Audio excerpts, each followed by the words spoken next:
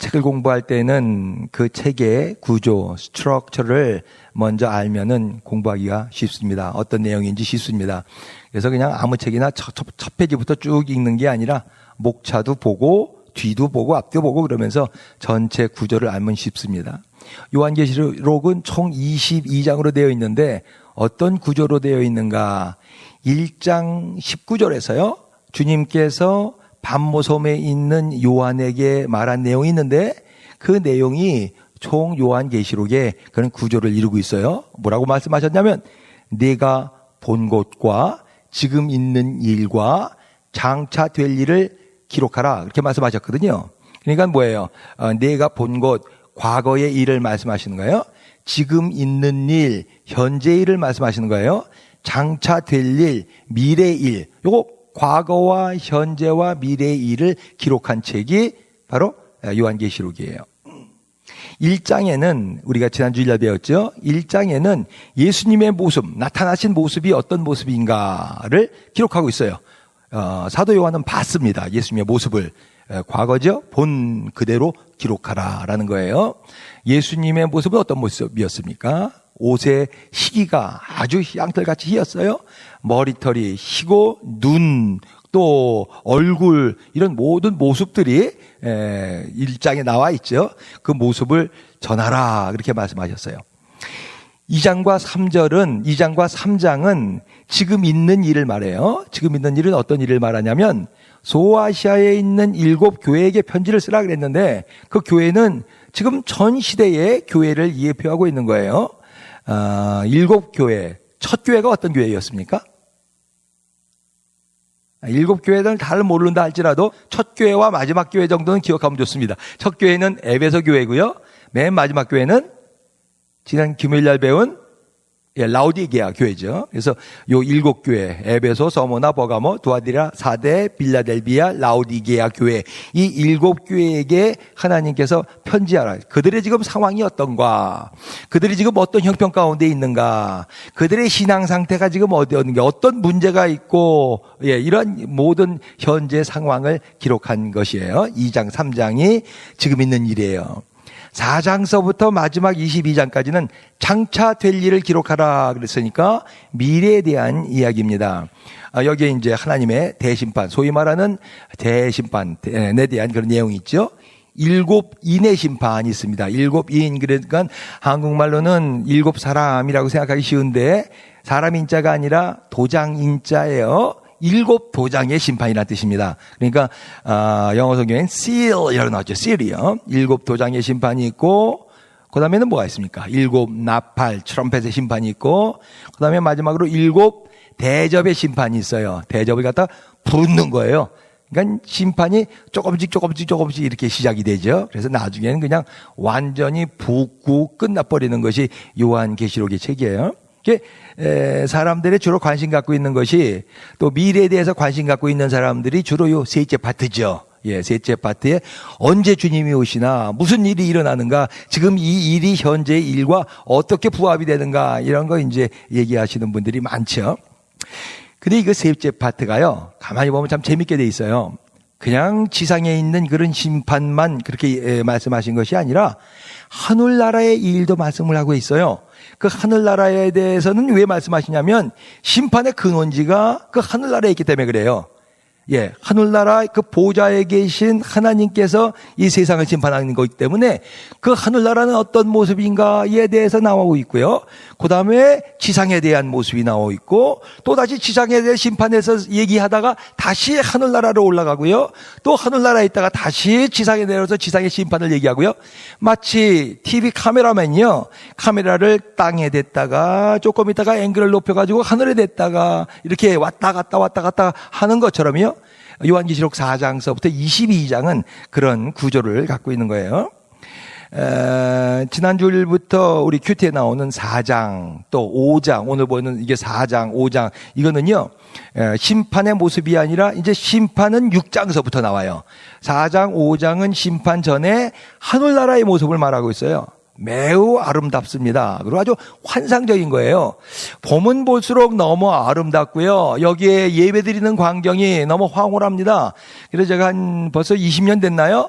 오직 하나님께 경배하라는 책을 요한계시록 4장과 5장에만 썼어요. 저 뒤에 책들이 좀 더 남아 있는데 돈은 안 받겠습니다. 여러분 아직 안 읽어보신 분들이 있으면은 읽어보시면은 참 좋을 것 같아요. 4장과 5장 우리가 자세하게 공부할 시간이 없으니까요.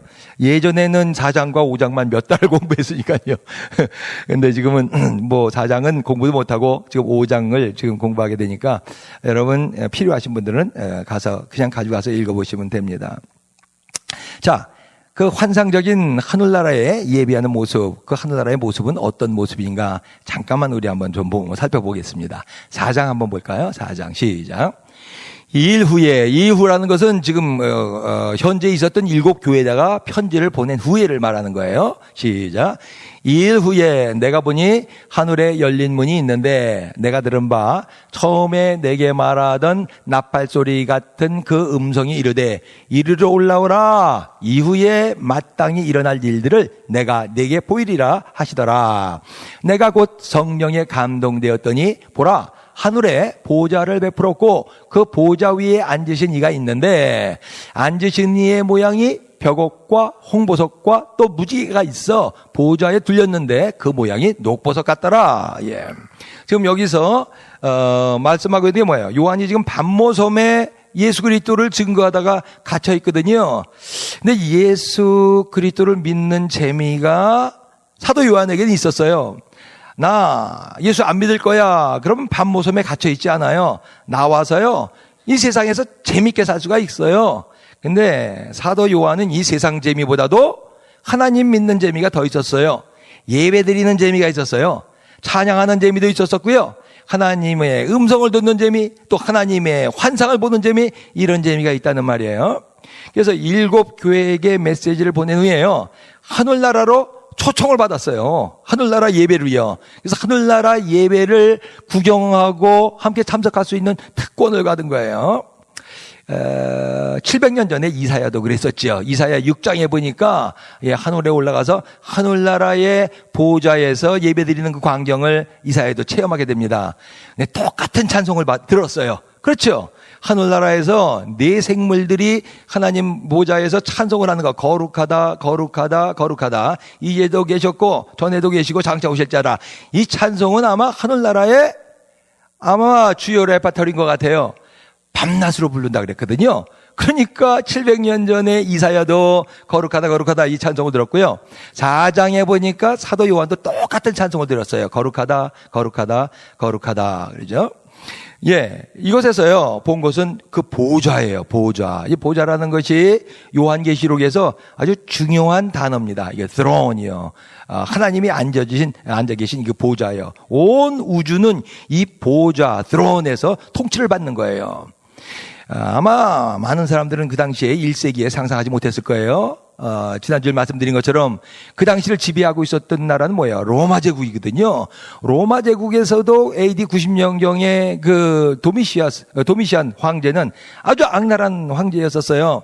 자기를 신으로 믿으라 그랬던 사람이에요. 주로 고백하라 그랬어요. 도미누스 에테우스, 라틴어로 도미누스 에테우스, 자기를 주여 하나님으로 고백하라 그렇게 얘기한 사람이에요. 그래서 안 고백하고 경배 안 하면은 다 죽여버리고 그랬었거든요. 아주 악랄한 그 도미시안 황제, 그가 앉아있는 로마 황제가 앉아있는 그 보좌가 있겠죠.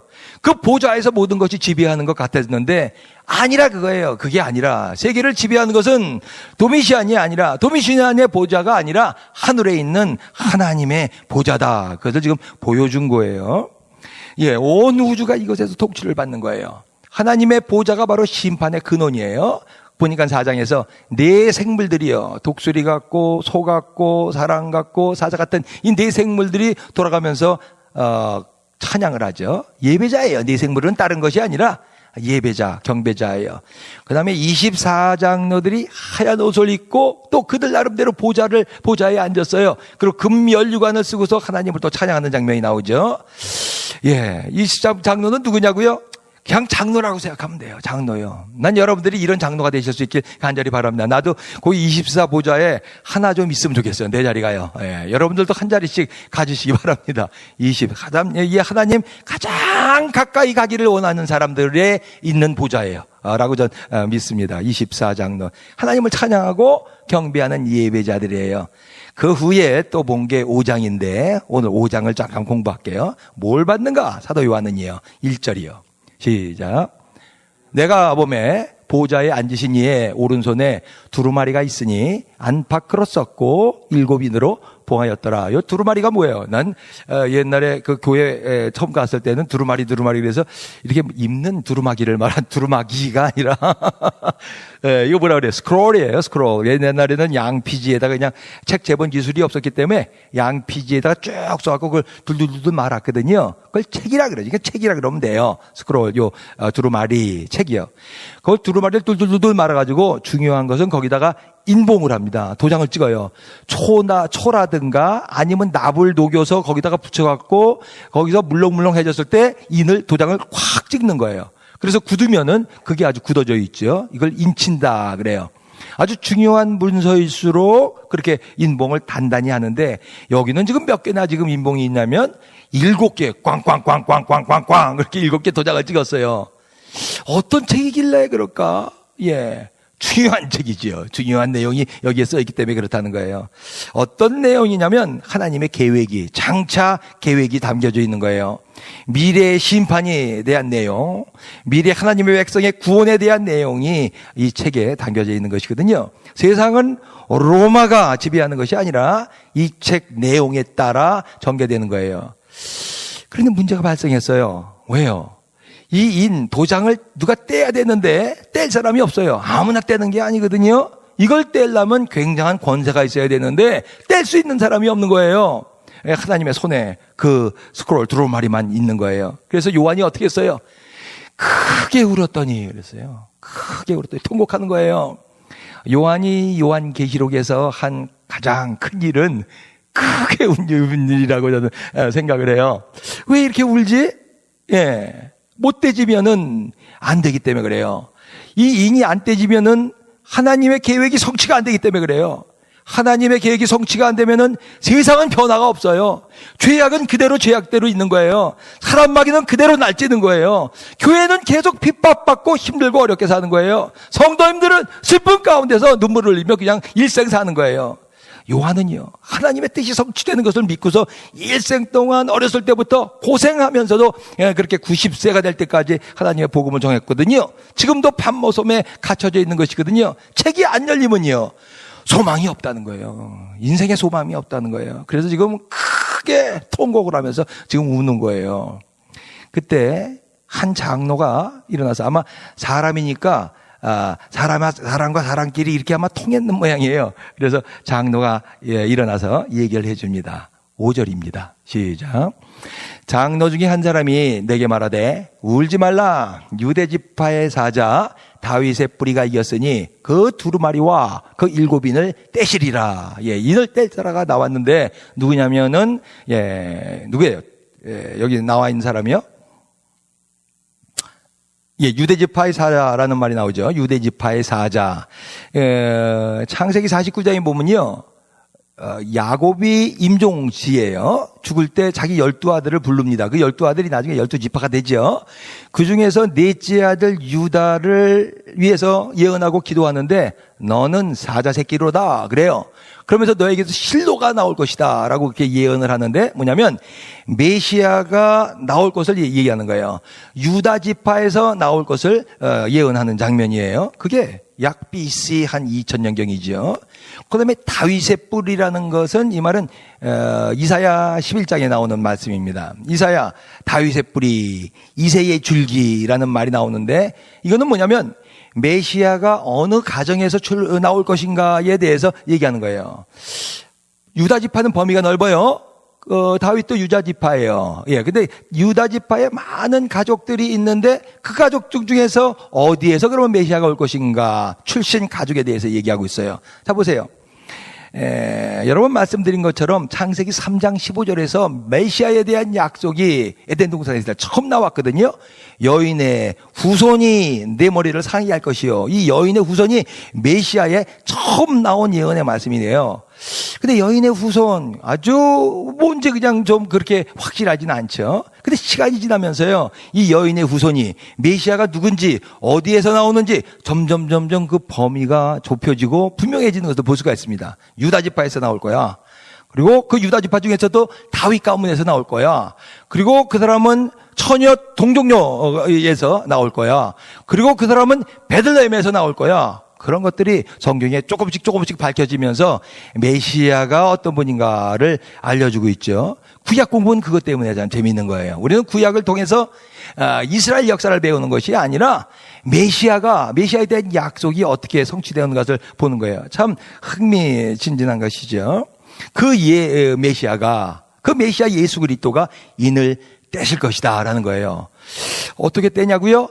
이겼으니, 요 단어가 중요해요. 이겼으니. 오늘 찬양 가운데 그 말 참 좋았는데요. 이긴 거, 승리하리라. 곧 승리하리라. 예수 그리스도는 승리자예요. 어떻게 승리하셨나? 나도 승리하고 싶은데, 이 세상 살면서 좀 이기면서 살고 싶은데, 승리자의 모습은 어떠했었는가요? 6절, 7절 읽어보십시다. 시작.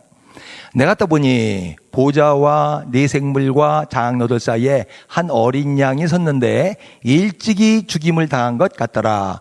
그에게 7뿔과 7눈이 있으니 이 눈들은 온 땅에 보내심을 받은 하나님의 7영이더라.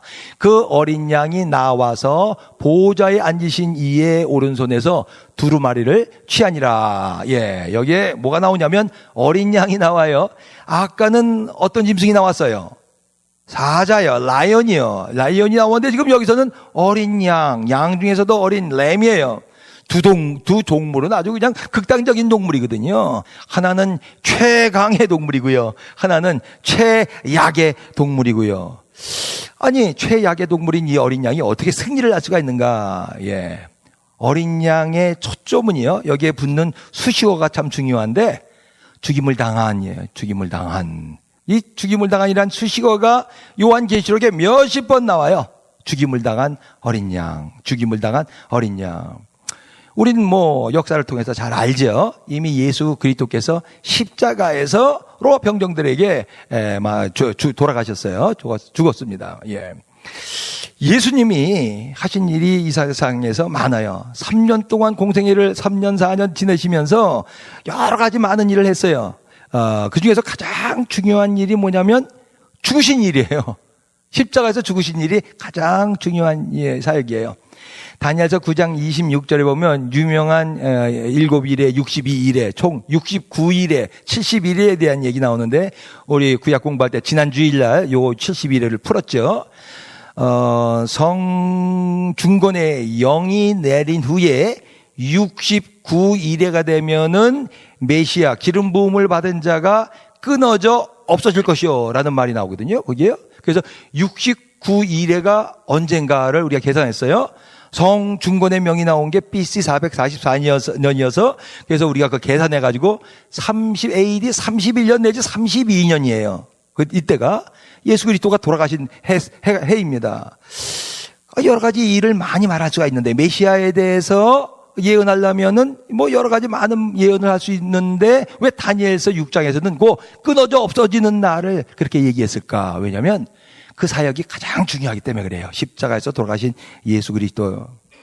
어린 양은 돌아가셨어요. 패한 것 같아요. 망한 것 같아요. 끝난 것 같아요. 그렇지만 부활하셨어요. 승천하셨어요. 지금 보니까 하나님과 함께 계시잖아요. 그래서 승리자가 되셨어요. 7절에 보면은 취하니라라는 나와요. 두루마리를 취하니라. 하나님의 손에 있는 것을 하나님 주시옵소서 간청해서 받은 것이 아니라 취하니라. 스스로 취하니라. 무슨 말이에요? 당연하게 취할 수 있는 거예요. 하나님과 동등된 권위를 갖고 있어요. 인대실자예요. 인대실자. 그 인대실 분이 나타나셨을 때 무슨 일이 벌어졌는가요? 8절서부터 한번 또 읽어보십시다. 시작. 그 두루마리를 취하심에 네 생물과 24장로들이 그 어린 양 앞에 엎드려 각각 검은고와 향이 가득한 금대접을 가졌으니 이 향은 성도의 기도들이라. 그들이 새 노래를 불러 이르되 두루마리를 가지시고 그 인봉을 떼기에 합당하시도다. 일찍이 죽임을 당하사 각 족속과 방언과 백성과 나라 가운데에서 사람들을 피로 사서 하나님께 드리시고 그들로 우리 하나님 앞에서 나라와 제사장들을 삼으셨으니 그들이 땅에서 왕 노릇하리로다. 지금 네 생물과요 플러스 24장로들이 아까 4장에서는 각각 따로따로 찬양을 했는데 여기에서는 지금 합쳐서 찬양을 하고 있어요. 4장에서 찬양을 했을 때 그 찬양의 대상은 누구였었냐면은 보좌에 앉으신 이 하나님이었거든요. 지금 5장에서는 찬양을 하는데 그 찬양의 대상이 누구냐면 어린 양이에요. 죽임을 당하신 어린 양. 신자의 찬송은 하나님만 하는 것이거든요. 이 세상에서 북한에서는 뭐 김정일도 찬양하고 김정은도 찬양하고 김일성 찬양하지만요. 신자의 찬송은 아니에요. 신자는 사람을 찬송하지 않습니다. 하나님께만 드리는 거예요. 아베 마리아는 그래서 캐톨릭에서는 해요. 근데 아베 마리아는 그 사람 마리아를 칭송하는 거기 때문에 개신교에서는 아베 마리아 노래를 안 씁니다. 신자의 찬송은 오직 하나님께만 드리는 것이거든요. 4장은 성부 하나님 중심이고요. 지금 5장은 성자 하나님 중심이에요. 무슨 말이에요? 예수님은 하나님이세요. 그렇기 때문에 찬양을 받으실 수가 있습니다. 여기 향이 가득한 금대접 기도, 이거 참 재밌는 말인데 여러분 한번 묵상해 보세요. 하나도 우리 교회, 우리 기도는 헛되지 않습니다. 다 하나님께 올라가요. 걱정 말고 여러분 기도하십시오. 시간이 없으니까 또 다른 찬송 그 뒤에 나오는 거 한번 보십시다. 11절, 12절이요. 시작. 내가 또 보고 들음에 보좌와 생물들과 장로들을 둘러선 많은 천사의 음성이 있으니 그 수가 만만이요 천천이라.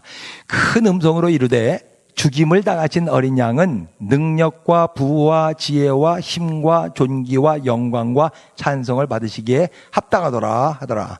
자, 여기 또 하나 찬송이 시작되는데요. 누가 찬송이에요? 천군 천사의 찬송이에요. 천상 예배에 지금 광경이 그려지십니까? 보좌가 있지요. 거기 네 생물들이 돌아다니면서 밤낮으로 찬송을 한다 그랬어요. 24장로들이 또 찬송하면서 또 예배를 드립니다. 거기 주위에 또 누가 있어요. 보니까 천군 천사예요. 엄청난 숫자예요. 천천이요 만만이요. 엄청난 숫자가 지금 큰 음성으로 하나님을 찬송하는 광경입니다. 그 대상은 누구예요? 찬송의 대상은 죽임을 당하신 어린 양이죠. 여기 7 항목이 나와요. 귀중한 것들이에요. 능력과 부와 지혜와 영광과 힘과 존귀와 찬양을 어린 양께 드리는 것이 합당하다. 그렇게 얘기해요. 4장에서도 24장로들이 그런 비슷한 찬송을 드렸거든요. 영광과 존귀와 권능을 하나님이 받기에 합당하다. 이렇게 찬양을 했거든요. 5장에서는 그것이 어린 양으로 바뀌어지는 거예요. 성부 하나님이 그 찬양을 듣고 진노하셨을까요? 니들 나만 찬양해야 되는데 무슨 어린 양을 찬양하고 있냐? 이런 말을 했을까요? 아니죠. 그런 말 안 했어요. 왜요? 성부 하나님과 성자 하나님은 똑같은 하나님이기 때문에 그렇습니다. 그렇기 때문에 찬양을 하는 것이죠. 찬양이 여기서 끝나지 않아요. 또 다른 찬송 소리가 또 들립니다. 14절 한번 읽어보십시다. 시작. 내가 또 들으니 하늘 위에와 땅 위에와 땅 아래와 바다 위에와 또 그 가운데 모든 피조물이 이르되 보좌에 앉으신 이와 어린 양에게 찬송과 존귀와 영광과 권능을 세세토록 돌릴지어다. 아니 네 생물이 이르되 아멘 하고 24장로들은 경배를 드렸더라. 또 하나 찬송이 세 번째 찬송이 나오는데 찬송을 하는 사람들은 누구냐면 모든 피조물들이 지금 찬송을 하고 있는 거예요. 세 번째 찬송이죠. 세 번째 찬송. 저들은요, 이 모든 피조물들은 지금 이제까지 예수 그리스도의 재림을 학수고대하면서 신음하고 있었던 자들이에요. 로마서 8장에 보니까 모든 피조물이 신음하면서 예수님을 기다린다 그렇게 기록되어 있거든요. 그런데 이제 찬양을 해요. 이젠 때가 됐어요. 예수님이 오실 거예요. 그래서 기쁘게 하나님을 찬양하는 거예요. 찬송의 대상은 이번에는 조금 틀려요. 누구예요? 보좌에 앉으신 이와 어린 양이에요. 두 분이 지금 같이 1위와 2위가 같이 지금 찬양을 받고 계세요. 삼중 찬송이라고 제가 제 쓴 책에서 썼어요. 이 5장을 설명할 때 삼중 찬송이 지금 전 우주가 지금 찬송하고 있는 거예요. 하나님을 만 높이고 있는 거예요. 하나님이 이때 야야야 너무 지겹다. 너무 지금 니들 찬송 너무 많이 하는 거 아니니? 아우 이거 하루 이틀도 아니고 야 못 듣겠다. 이런 말씀 안 하셨어요. 야 너희들은 좀 그만둬라. 그렇게 말씀하시지 않았어요? 내 생물이 밤낮 찬송을 한다 그랬는데 하나님 막지 않으셨어요. 왜요? 하나님은 피조물들의 찬송을 기뻐하시기 때문에 그렇습니다. 하나님은 이 목적 때문에 피조물들을 창조하셨기 때문에 그렇습니다. 이 백성은 내가 나를 위하여 지었나니 나의 찬송을 부르게 하려 함이라. 예. 여러분 하나님을 열심히 찬양하셨길 간절히 바랍니다. 보통 사람들이 많으면 열심히 찬송해요. 사람들이 없으면은 찬송 소리가 적어요. 아니 개인적인 찬송 소리도 죽어준다고요. 그렇게 하지 마세요. 찬양 사람들 들으라고 하는 거 아니거든요. 찬양은 하나님께 하는 거예요. 사람 하나만 있으면 없고 둘이 있으면 어때요? 하나님께 하는 거죠. 기쁠 때 하나님 열심히 찬양하세요. 슬플 때도 그렇지만 찬양하세요. 우울해도 찬양하세요. 슬퍼도 찬양하세요. 또 눈물 나도 하나님 찬양하세요. 그 찬양 가운데 하나님이 임하십니다. 여러분 찬양을 체험하셔야 돼요. 찬양 가운데 임재하시는 하나님이요. 하나님은 우리 교회를 찬양하는 교회로 세우셨어요. 여러 번 말씀하셨어요. 너희 교회 가운데 내가 역사하는 것을 보리라. 난 하나님이 놀랍게 역사하실 것을 믿습니다. 그 다음에 꼭 하시는 말씀이 있어요. 너희는 감사와 찬양만 하라 그러셨어요. 감사와 찬양만. 우리가 할 것은 찬양이에요. 포도나무 교회는 찬양하는 교회. 모든 악기들을 다 동원해서 모든 스타일의 음악을 다 동원해서 하나님을 찬양하고 싶어요. 예, 전 우주가 하나님을 찬양하는 것처럼요. 여러 각종 방법으로 하나님을 찬양하고 싶습니다. 어느덧 뭐 힘들게 우리가 플러스 10회 지금 찬송을 24일 날 하게 됐네요. 얼마나 감사한지 모릅니다. 예, 이게 되는 건가? 이거 할 수가 있는 건가? 뭐 그냥 사람들이 없는 것 같아가지고 낮은 음자리표로만 찬송을 하고 이거 낮은 음자리표만 갖고서 이게 찬송이 되는 건가? 근데 그것도 뭐 바쁘시니까 이렇게 저렇게 돼서 뭐 작년 감사절 때는 4명이죠. 우리 4명이 찬양하게 됐는데요. 근데 10회가 됐어요. 뭐 나오는 음자리편만 찬양하면 어떻고 뭐 꽹과리만 찬양하면 어떻고 북으로만 찬양하면 어때요? 하나님 찬양받기에 합당하신 분 하나님만 찬양받으시면 되는 것이죠. 열심히 여러분 힘을 다해서 하나님을 찬양하실 수 있길 바랍니다. 하늘나라의 찬양제 한번 4장 5장 한번 읽으시면서 다시 한번 쭉 한번 여러분 집에서 묵상해 보세요. 그리고 한번 관심이 있으신 분들은 제가 쓴 오직 하나님께 찬양하라 그 책 한번 꼭 한번 읽어보시기 바랍니다. 밤모섬에서 있었던 요한에게 이 찬양제는 어떤 의미가 있었을까요? 아마 보면서 한번 눈이 휘둥그레졌을 거예요. 큰 감격에 빠졌을 것입니다. 예, 이게 믿는 재미죠. 왜 하나님은 지금 요한에게 이 예배의 모습을 보이셨을까요? 예. 죽임당하신 어린 양. 그렇지만 그 어린 양이 승리했다라는 모습을 지금 보여주고 있는 거예요. 예수님은 이 세상에서 많은 고생을 하셨어요. 말구위에서 태어나셨어요. 헤롯에게 살해 위협을 받았어요. 복음 전파하면서 많은 사람들을 도와주셨지만은 머리 둘 것도 없고 먹을 것도 제대로 없었어요. 결국 어린 양처럼 십자가에서 피 흘리며 돌아가셨거든요. 그냥 일생이 보면 고난이에요. 고난으로 점철된 인생이에요. 한 번도 이 세상에서 편한 생활을 해보신 적이 없어요. 무슨 잘못을 하셨나? 무슨 죄를 지셨는가? 아마 능력이 그렇게 부족하시고 힘이 없으셨기 때문에 그렇게 사셨는가? 아니잖아요. 근데 왜 예수님은 이렇게 사셨나요? 예. 이 세상을 살아가는데요, 몇 가지 방법이 있어요. 여러 가지 방법이 있는데 그 중에서 크게 3가지 삶의 양식이 있습니다. A형은요, 너는 죽고 나는 살고 이런 방식이에요. 약육강식의 삶의 방식입니다. 힘이 지배하는 거예요. 힘센 사람이 지배하는 거예요. 정글의 법칙이라고 그러죠. 왜냐하면 동물들이 바로 이러한 삶으로 살고 있기 때문에 그래요. 그렇지만 동물들만 그러는 것이 아니에요. 사람도 마찬가지요. 미국 대통령, 최고로 힘 있는 대통령이죠. 우크라이나 대통령한테 전화하지 않습니까? 너 이 사람 좀 조사해봐. 조사하지 않으면 너희들 군사원조 끊어버릴 거야. 안 줄 거야. 힘이지요, 힘이요. 예. 뭐 사람이나 짐승이나 똑같아요. 넌 죽어야 돼. 그래야 내가 살아. B형이요. B형은 뭐냐면 너도 살고 나도 살고, 예, 공존 양식의 삶이에요. 참 좋은 뜻이죠. 서로 같이 살자. 좋은 뜻인데 되지 않아요. 예, 왜냐면요, 인간은 이기적이기 때문에 그래요. 죄인이기 때문에 그렇습니다. 공산주의 한번 설명해 드렸잖아요. 우리 똑같이 열심히 일해서 똑같이 잘 살자. 부자도 없고 가난한 사람도 없이 똑같이 분배해가지고 그렇게 좀 잘 살아보자. 그랬더니 결국 어떻게 됐어요? 모두 가난하게 됐어요. 예? 아니, 내가 똑같이 받을 거라면은, 똑같이 배급받을 거라면 내가 왜 더 열심히 일하겠어? 하는 만큼의 한 90% 정도만 일하지.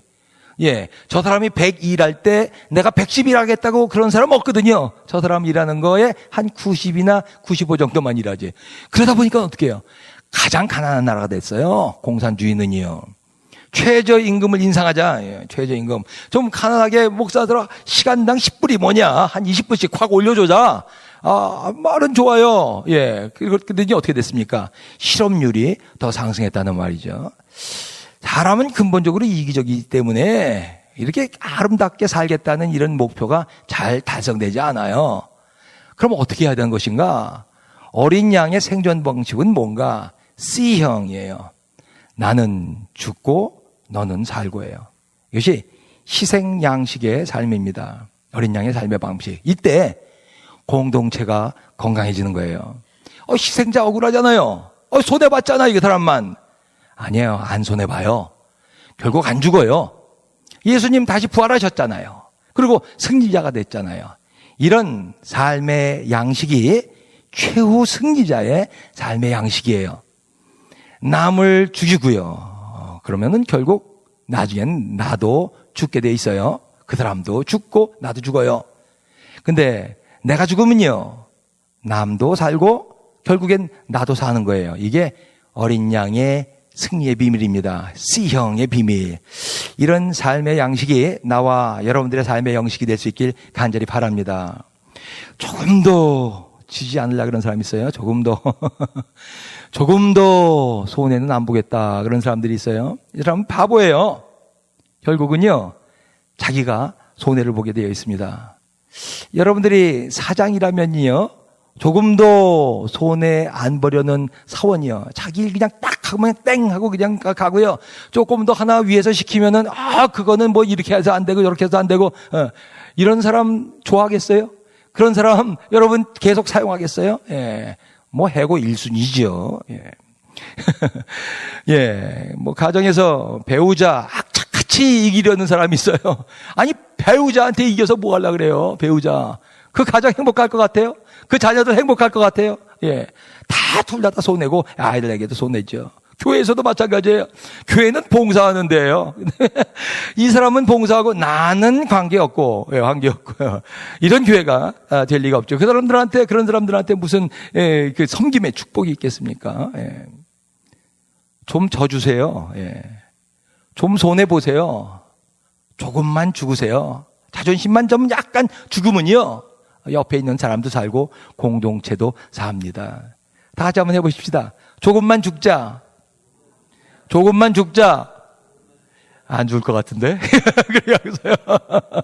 조금만 죽으면요, 나도 살고 그 사람도 살고 그 공동체가 살아나는 거예요. 작은 것에는 져주고요, 큰 것에서 승리하는 거예요. 오른쪽 뺨을 딱 때리면 그냥 왼쪽 뺨도 내리는 거예요. 오리 가자 그러면은요, 심리까지 가주는 거예요. 이것 좀 해줘 그러면 이것뿐만 아니라 저것까지 해주는 거예요. 괜찮아요. 최후의 승리는 바로 이런 사람들 것입니다. 티마스, 그 사람 얘기를 언젠가 좀 해드린 것 같아요. 열심히 공부해가지고 미국 회사에 들어갔죠. 건축가입니다. 아키텍트예요. 근데 그 보스가 위에 사람이요. 큰 회사인데 위에 사람이 커피를 타오라는 거예요. 자기가 뭐 마담이에요. 레이지예요. 뭐 커피를 자기 보고 타오래. 예, 나도 여기서 아키텍트로 당당하게 전문가로 들어온 건데 화가 나잖아요. 내가 아시안이라 그러는 거예요. 지금 미국에서 그러면서 화가 날 수도 있지요. 어떤 사람은 거기다 타주면서 뭐 침까지 뱉어서 준다며요. 그런 말을 하더라고요. 보기 싫은 사람한테 침까지 뱉어서 제가 이 사람은 어떻게 했다 그래요. 예, 커피를 딱 타다가 냅킨까지 얹어서 이렇게 줬다 그러잖아요. 자기는 윗사람이 시키면 어떤 일이든지 120%를 했다 그러죠. 120%요. 시간도 더 들어가고 물질도 더 들어갈 수가 있고 에너지도 더 들어갈 수가 있는데요. 이 사람 그래서 망했나요? 30대에 이사가 됐다니까요. 예, 다 미국 사람만 있는 데서 이 젊은 사람이 이사가 됐던 것을 우리가 알죠. 죽지 않습니다. 예. 죽임 당하신 어린 양은 힘이 없어서 그런 거 아니에요? 능력이 부족해서 그런 것이 아니에요. 저 주셨어요. 그리고 최후의 승리자가 되셨습니다. 이 세상 전쟁터예요. 인간은요, 하나님의 백성은 이 세상에서 계속 패해왔어요. 태초에 에덴 동산에서부터 패했어요. 왜냐하면 A형의 삶으로 계속 살려고 해서 그래요. 인간의 본능인 것 같아요. 창세기 3장 2장에 12절에 보니까 하나님이 너 왜 그 사과, 그 실과를 먹었냐라고 아담한테 그러니까 아담이 뭐라 그래요? 자기 죄를 전가하잖아요. 하나님이 주셔서 나와 함께하게 하신 그녀가 나에게 줘서 먹었습니다. 내 잘못 아니에요. 이 여자 잘못이에요. 이렇게 얘기했잖아요. 더 나가서 뭐예요? 하나님이요, 당신이 주셨잖아요. 이 여자요. 하나님한테 책임을 전가하는 거예요. 하나님한테 대항하는 거예요. 하나님을 불신하는 거예요. 하나님에 대한 원망이 있는 거예요. 죄를 전가하는 것은요, 네가 잘못했잖아. 상대방을 죽이겠다는 뜻이에요. 넌 틀리고 나는 옳고, 너는 죽고 나는 살고. A형이에요. 이 생각은 사탄으로부터 온 생각이에요. 사탄의 본심은요, 하나님을 죽이고 자기가 왕이 되겠다는 것이거든요. 하나님한테 올려드리는 찬양 경배를 제치고 자기가 찬양 경배를 받겠다는 것이거든요. 하나님의 나라를 무너뜨리고 자기 사탄의 나라를 건설하겠다는 것이거든요. 이게 요한계시록 내용이 다 그 내용입니다. 사탄에게서 인간은 이 DNA가 전염됐어요. 여러분, 그 누군가요? 부산행열차 보셨습니까? 영화. 예. 재밌게 봤는데요. 좀비가 되잖아요, 좀비요. 예. 한번 물리면 다 좀비가 되잖아요. 예. 좀비가 됐어요, 좀비가. 인간이요. 예. 사단의 최종 목표는 하나님을 죽이는 거예요. 세상은 점점 마귀가 이기는 것 같아요. 에덴 동산 이후로 하나님의 백성들은 번번이 패해왔어요. 출애굽 광야 때 패했잖아요. 가나안에 들어가자마자 패했잖아요. 수천 년 동안 계속 그냥 패하기만 했어요. 아마 하나님이 이 하나님의 백성들을 봤을 때 속상했을 거예요. 예. 난 어렸을 때 아주 조용하고 내성적인 성격이었기 때문에 잘 맞고 다녔어요. 뭐 동네에 가서도 맞고 학교에서도 맞고 그러면 그냥 한번 이게 주먹 한번 휘둘러 보지 못하고 그냥 울었어요. 울면서 그냥 집에까지 들어와요. 그럼 부모님들이 그냥 참 속상해 하시죠. 예. 좀 강하게 아들을 키워보려고 아버지께서 많이 애를 쓰셨던 것 같아요. 하나님은 어떻게 하셨나요? 하나님은 하나님의 백성에게 힘 있는 장군을 보내기로 결심하셨어요. 결코 패할 수 없는 장수요. 누구도 대항할 수 없는 장수요. 어린 양 예수 그리스도예요. 어린 양 예수 그리스도는 최후의 승리자예요. 예수님은 한 번도 하나님께 대항하지 않았어요. 불신하지 않았어요. 하나님 원망하지 않으셨습니다. 마치 도수장에 끌려가는 양처럼 온순하게 순종하시고 그리고 최후의 승리자가 됐습니다. 우리는 이 세상에 살면서요, 스스로 승리할 수 없어요. 계속 우리는 패할 수밖에 없습니다. 그렇지만 누구든지 이 승리한 어린 양과 함께 있으면 승리자가 되는 거예요. 초나라 한나라 전투, 장기판이죠. 초나라 한나루요. 초나라의 누구야? 항우요. 얼마나 힘이 세요. 한나라의 유방 둘이 그냥 뭐 치열하게 싸우지 않습니까? 예, 해야상에서. 근데 항우가 완패를 하고 말았어요. 그 다음에는요, 항우 밑에 있는 그 똑똑한 작전 참모들이요, 그 똑똑한 장군들이요, 다 패한 사람들이에요. 그 사람들이요. 예. 근데요, 유방 밑에 있었던 사람이요, 유방 밑에 있었던 사람은 그저 그냥 빌빌한 사람이라도 다 승리한 사람이에요. 우리는 우리 스스로 승리할 수가 없어요. 누구 밑에 있는가가 참 중요한 것이죠. 승리한 장군 밑에 있으면 모두 다 승리자가 되는 거예요. 예수 그리스도 안에만 확실히 있으면 최후의 승리는 우리 것입니다. 영광 영광 할렐루야 곧 승리하리라. 오늘 그 노래 참 좋았어요. 마음에 그냥 확 들어와 있습니다. 예. 담대하세요, 여러분. 예. 지금 눈에 보이는 것 없고 뭐 안 되는 것 같고 뭐 내 삶은 그냥 항상 뭐 그냥 시지부지한 삶 같지만 우린 실패할 것 같지만 실패하지 않습니다. 망할 것 같지만 망하지 않습니다. 최후의 승리는 우리의 것이에요. 영광 영광 할렐루야 곧 승리하리라. 믿습니까? 요한이 전하는 이 메시지는요, 1세기에 핍박받고 지금 뭐 이렇게 도망다니고 있는 크리스찬들에게 큰 위로가 됐을 것입니다. 그렇지만 단순한 위로의 말씀만 아니에요. 예수님은, 하나님은 그렇게 단순히 말로만 위로하시는 분이 아니에요. 역사는 뭐라고 말하고 있습니까? 그 당시 로마 제국과 기독교를 비교하면요, 이거는 완전히 사자와 어린 양이거든요. 예, 로마 제국 1000년 왕국 아니에요. 예, 동로마 제국 멸망까지 하면 2000년이나 지속된 나라예요. 세상에 이런 왕국이 없었어요. 2000년이요. 예, 다 그냥 뭐 몇백 년 되다가 말고 500년이 못 넘어가는데 2000년이 지속됐거든요. 그렇죠, 알잖아요. 로마 제국은 결국 분열돼서 결국 멸망했다고요. 그 당시 교회는 아무것도 아니었어요. 사람들 그냥 도망 다니다가 카타콤에 들어가서 그 어두운 데서 5세대까지 그렇게 살았대요. 어떻게 거기서 먹고 어떻게 그렇게 생활을 했는지 잘 모르겠어요. 잡히면은요, 사자밥이 됐거든요. 콜로세움에. 곧 멸망할 것 같던 이 교회예요. 알잖아요. 지금까지 계속 번성하고 있어요. 예. 이 세상 최후 승자는 로마 제국이 아니에요. 유엔이 될 수 없어요. 월스트리트가 될 수 없어요. 백악관이 될 수 없어요. 최후 승리는 교회에 있습니다. 왜냐하면 오직 교회만 승리하신 예수 그리스도 밑에 있기 때문에 그렇습니다. 죽임당하신 어린 양이요. 죽임당하신 어린 양. 핸델이 파산했다가 거의 죽을 지경에 있다가 이젠 내내 대본을 보고서 작곡한 것이 메시아죠. 맨 마지막 53번째 곡이 죽임당하신 어린 양이에요. 죽임당하신 어린 양 그 피로 우리 죄를 구속하셨네. 그래, 들어보신 적 있어요? 그에게 능력 또 부귀 지혜와 또 힘과 영광을 돌리세. 아주 멋있는 창이에요. 죽임당하신 어린 양, 승리하신 어린 양이에요. 이 세상은 전쟁터예요. 신실한 신자라면요, 공격을 피할 수가 없어요. 왜냐하면 이 세상은 지배하는 것이 마귀이기 때문에 그래요. 끊임없이 공격이 있습니다. 공격받는다고 두려워하지 마세요. 어두워지지 마세요. 우울해하지 마세요. 슬퍼하지 마세요. 걱정할 거 없어요. 죽임당하신 어린 양이 승리하셨습니다. 이 사실을 믿으면 여러분들도 승리자가 됩니다.